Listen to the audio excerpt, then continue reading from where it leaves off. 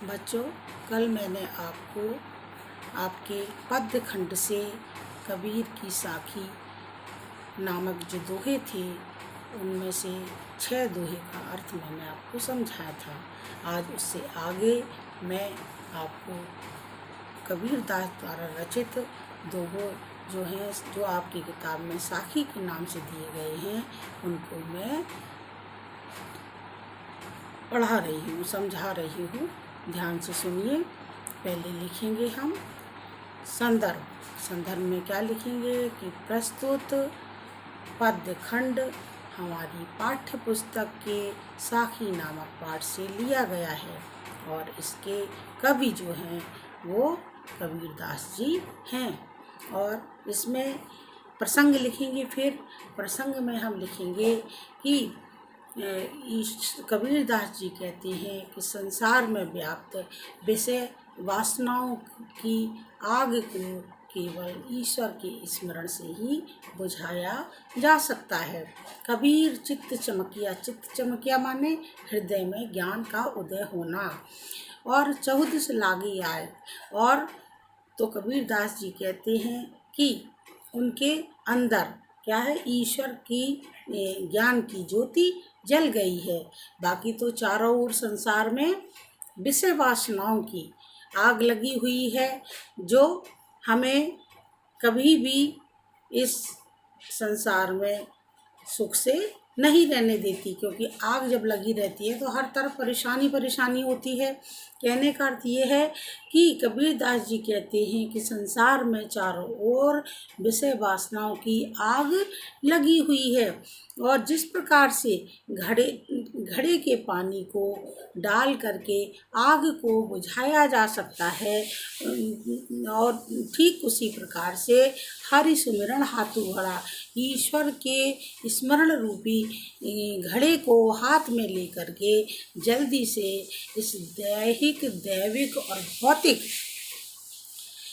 आग को बुझा लेना चाहिए। कहने का अर्थ है कि जब जिस प्रकार आग को पानी से बुझाते हैं उसी प्रकार से दैविक भौतिक ये जो संताप हैं संसार के उनको ईश्वर के स्मरण से ठंडा कर देना चाहिए। कहने का मतलब है कि उनको बुझा देना चाहिए। केवल ईश्वर की ही स्मरण मात्र से वो जो है आग बुझाई जा सकती है। अंसड़ियाँ झाई पड़ी पंथ निहार और जीवड़ियाँ छाला पड़ा राम पुकार। क्या कहते हैं?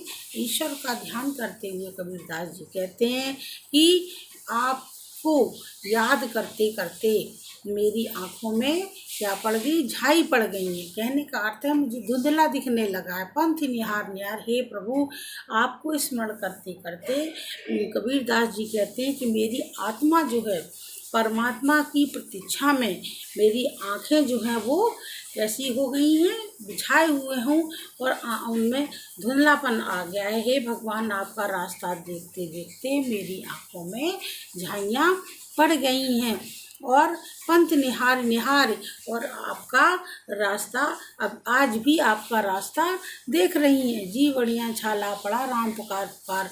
हे प्रभु, अब तो मेरे ऊपर कृपा कर दो, क्योंकि मेरी जीभ में भी तो छाले पड़ गए हैं। मेरी जीभ में क्या पड़ गए हैं? छाले पड़ गए हैं। हे प्रभु, आपका नाम लेते रटते अब तो मेरी जीभ में भी छाले पड़ गए हैं, परंतु फिर भी परमात्मा आपने मेरी पुकार नहीं सुनी, क्योंकि सच्ची लगन सच्चे प्रेम मन की पवित्रता के बिना इस प्रकार नाम जपना बाट जोना व्यर्थ है। कहने का अर्थ ये है कि कबीर दास जी कहते हैं कि जीवात्मा बड़ी व्याकुलता से परमात्मा की प्रतीक्षा में आंखें बिछाए हुए है।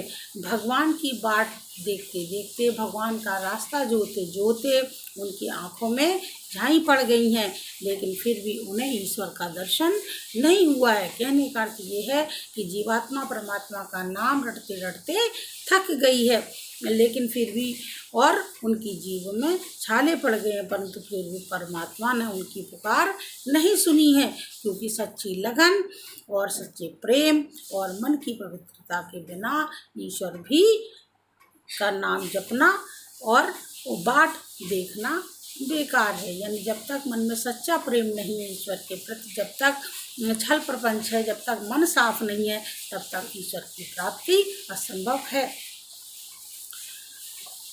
आगे, झूठे सुख को सुख कहे, मानत है मन मोद, और जगत चबेना काल का, कुछ में मुख में कुछ बोध। झूठे सुख को सुख कहे, सांसारिक सुख को ही मनुष्य सुख समझता है। कबीरदास जी कहते हैं ये सांसारिक सुख है, जो विषय वासना सांसारिक, जो कि मिथ्या है, जो बेकार है। लेकिन मनुष्य जो है वो इस सांसारिक सुख को ही मनुष्य जो है सुख कहता है, और इस जो कि मिथ्या और जिसका परिणाम हमेशा दुख देने वाला है। और क्या कहते हैं, मानत है मन मोद, और मन उसी में अपने को प्रसन्न मानता है, कहता है कि यही सच्चा सुख है।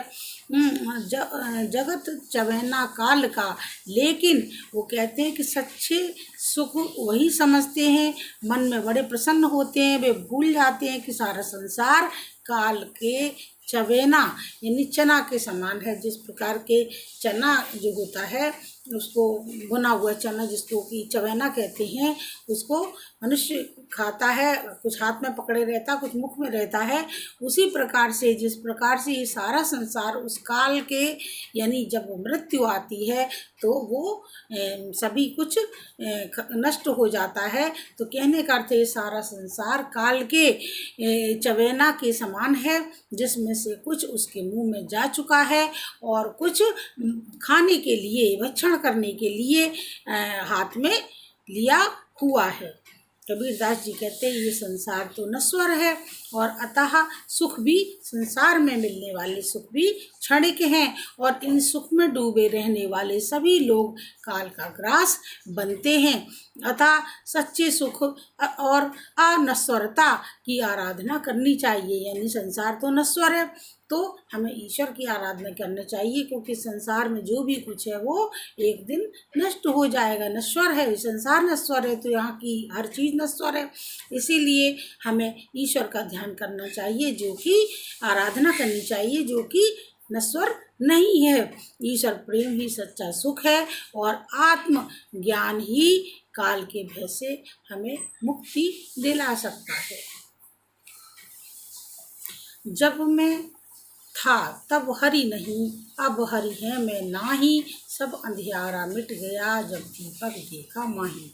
क्या कहते हैं कि इसमें कबीरदास जी कहते हैं जब मैं था तब हरि नहीं, यानी जब मैं था, यानी मेरे अंदर का जब तक अज्ञान था, अहंकार था, मेरे अंदर जब तक अहंकार की भावना थी, तब तक मुझे ईश्वर के दर्शन नहीं हुए। अब हरि है मैं नाही, और अब जब मुझे ईश्वर के दर्शन हुए हैं तो साक्षात्कार होने से ईश्वर का मेरे अंदर का सारा अज्ञान रूपी जो अंधकार था, जो घमंड था, वो सारा नष्ट हो गया है। और अब हरि है मैं नाही, यानी मेरा अहम जो था, मेरे अंदर जो बुराई थी, अहंकार था, जो बुराइयां थी, वो सब नष्ट हो गई। सारा अंधकार ईश्वर के साक्षात्कार से बिल्कुल नष्ट हो गया है। सब अंधियारा मिट गया जब दीपक देखा माही, यानी वो कहते हैं कि ज्ञान रूपी दीपक के प्रकाश मिल जाने से अज्ञान रूपी जो अंधकार था वो सारा नष्ट हो गया है। यानी जब मुझे ईश्वर का ज्ञान हो गया, ईश्वर की दर्शन हो गए, तो मेरे अंदर का सारा अज्ञान, सारी बुराई जो थी वो नष्ट हो गई, और मुझे ईश्वर के ज्ञान रूपी दीपक में चारों ओर का अंधकार जो था, ज्ञान था, वो मेरे अंदर से समाप्त हो गया। हाँ, कबीर कहा गर्भियो ऊंचे देखी आवास, काल परे भव लौटे हैं ऊपर जामे घास।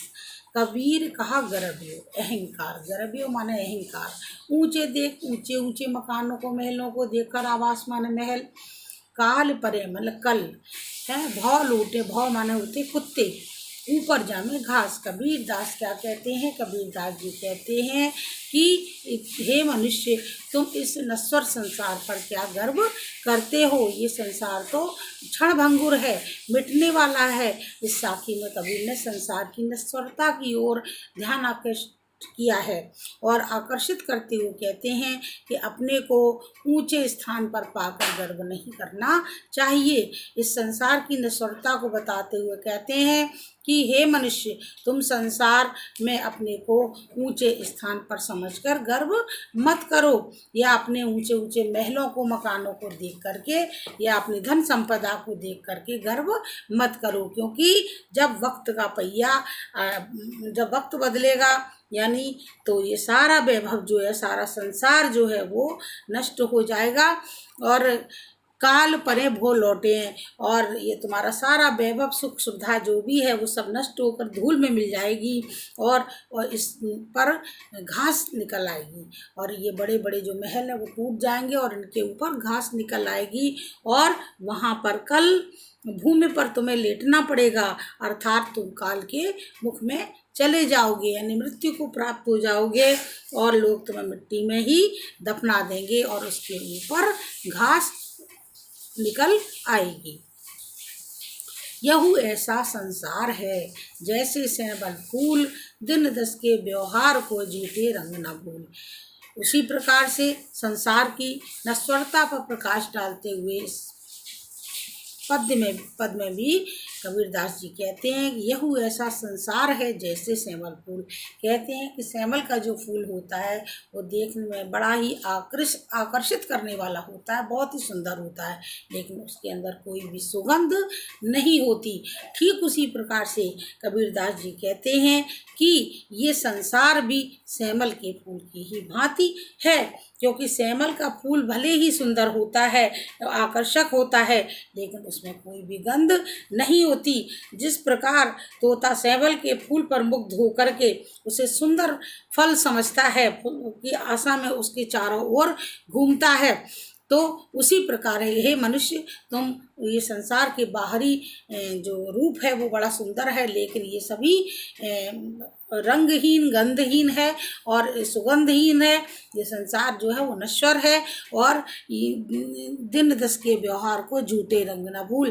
तो कबीरदास जी कहते हैं कि इस रुई के समान, जैसे कि सैंबल के फूल जो होता है उसके अंदर अंततः कुछ नहीं होता, एक रुई की तरह ही हाथ में लगती है, ठीक उसी प्रकार से ये जीव इस संसार के अल्पकालीन रंगनियों में भूला रहता है। मनुष्य उसी में जाल में फंसा रहता है, यानी वो उसी में चक्कर लगाता रहता है। ये संसार के बाहरी आवरण से आकर्षित होकर उसी के चारों ओर भ्रमण करता रहता है, और उसे उस झूठे रंग में नहीं फंसना चाहिए। ऐसा कबीरदास जी कहते हैं, उपदेश देते हैं कि हमें संसार के बाहरी आडंबरों में, बाहरी दिखावे में नहीं आना चाहिए, बल्कि संसार तो सैंबल के फूल की तरह रंगहीन और गंधहीन है, उसमें कुछ भी नहीं है, और इसीलिए वो जो केवल संसार भी उसी की तरह ही बाहर से देखने में सुंदर है, लेकिन अंदर कुछ भी नहीं है। ये संसार भी नश्वर है, और एक दिन ऐसा होगा कि ये सब कुछ नष्ट हो जाएगा, इसलिए उसके पीछे समय बर्बाद नहीं करना चाहिए, ईश्वर का ही ध्यान करना चाहिए।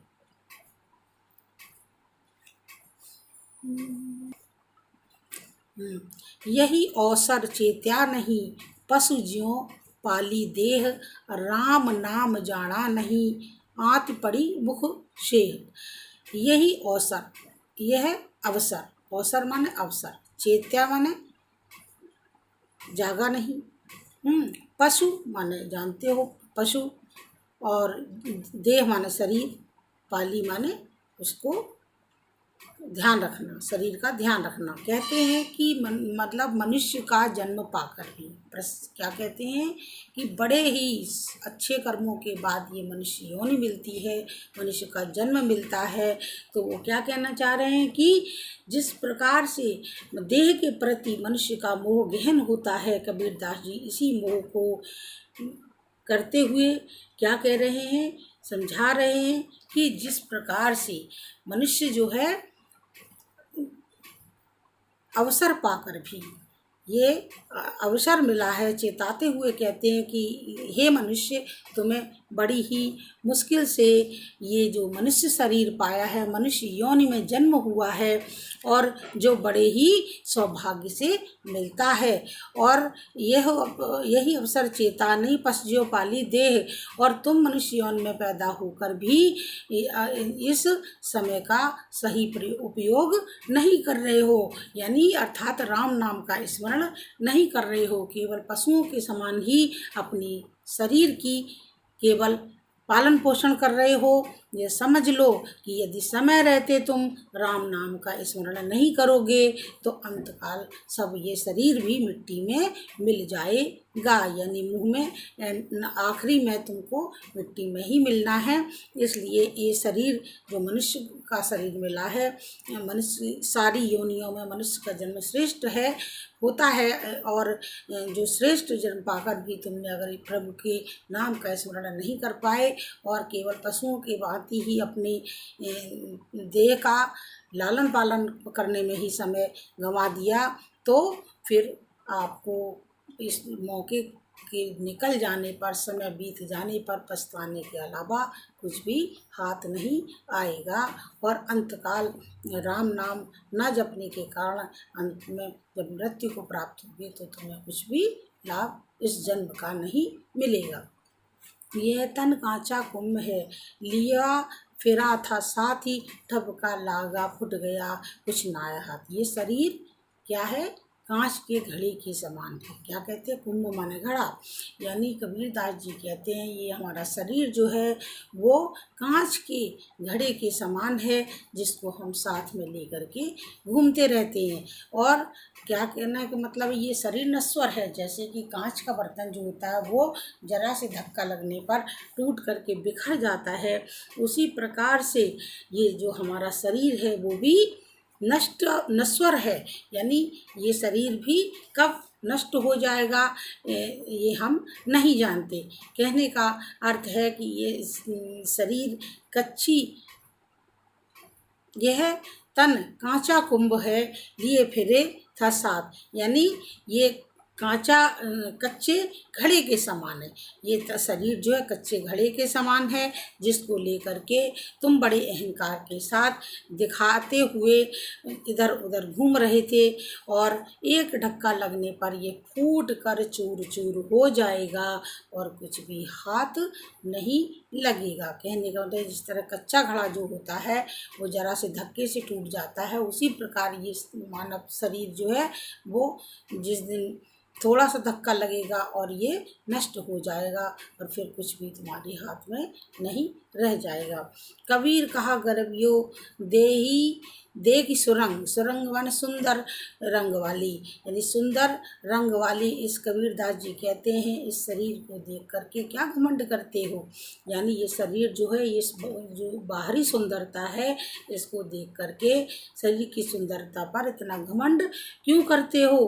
क्योंकि देह के प्रति मनुष्य का मोह गहन होता है, और उसी प्रकार से वो कहते हैं कि कबीरदास जी कहते हैं कि तुम अपने शरीर की सुंदरता का इतना घमंड क्यों करते हो? यह घमंड सर्वथा बेकार है, व्यर्थ है, क्योंकि बिछड़िया मिलवो नहीं ज्यों को कांचली भुजंग।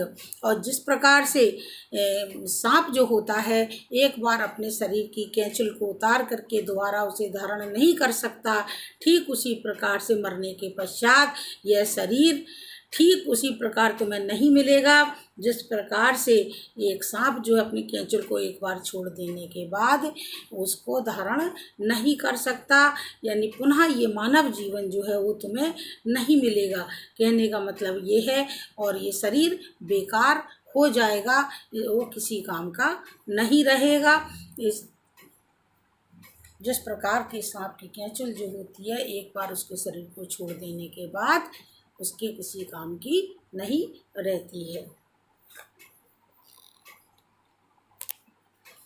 बच्चों, आपके पद्य खंड से कबीर की साखी जितनी भी दी थी उन सब का मैंने आपको अर्थ बताया, और उसको आप लोग दोबारा पढ़िए, समझिए, और जो भी चीज़ नहीं समझ में आती मुझसे पूछिए। फिर उसके आधार पर पाठ में कुछ प्रश्न उत्तर पूछे गए हैं, उन प्रश्नों के उत्तर जो हैं वो आप लोगों को करने हैं। और कुछ